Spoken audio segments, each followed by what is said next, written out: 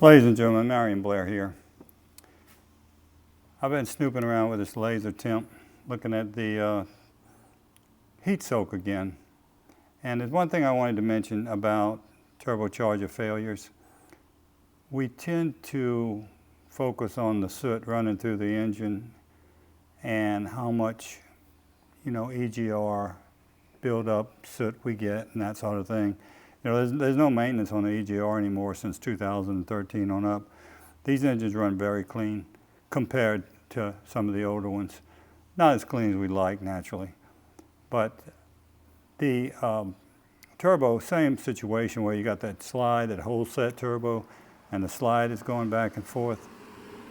You've got concerns about it sitting up and stuff. And I guess occasionally that happens.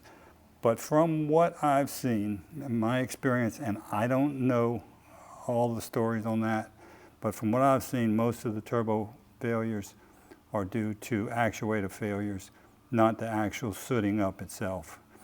So that makes me wonder about temperatures again. Now, if it's a design failure, we can't do anything about it.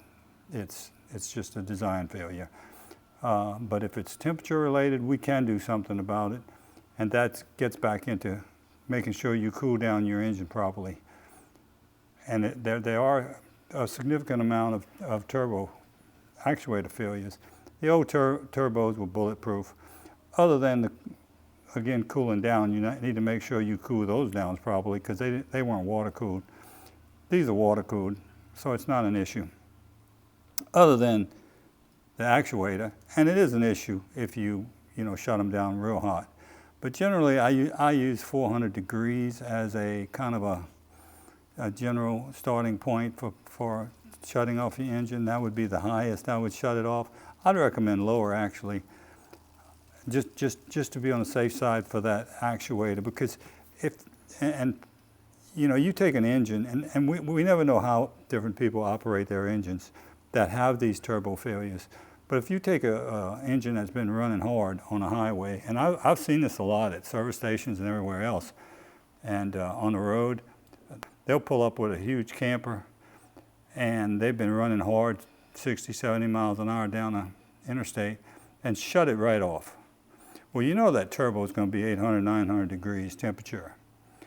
And when you shut it off, yes, you have the thermal circulation from the coolant that will keep that bearing protected, as opposed to in the old days, it would just coat that bearing with a material harder than diamonds, I've heard.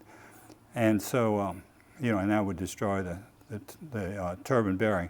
That's not the case anymore because these things are piped from the coolant. Well, just when it heats up, it'll move water through it and protect that bearing. So that's a good thing. But if you got this thing shut down at 800, 900 degrees temperature, that heat soak is going to really work hard on that actuator. And that actuator is electronic.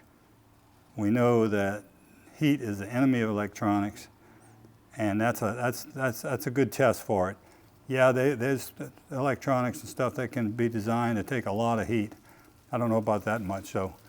But even 400 degrees is a lot.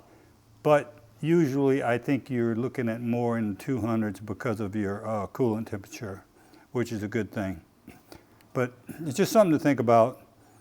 And, that's another reason to cool down properly, even more than less.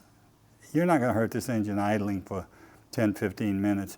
It might get down to 200 and something degrees on your turbo discharge if you sit there and idle for 15 minutes. But it's not really going to hurt it unless you really extend that time. If you're going to idle, use a fast idle, and you'll be okay. Looks like I got some 18-wheelers coming up here, so we'll see what's going on there. But I appreciate you watching my video, and until next time, adios.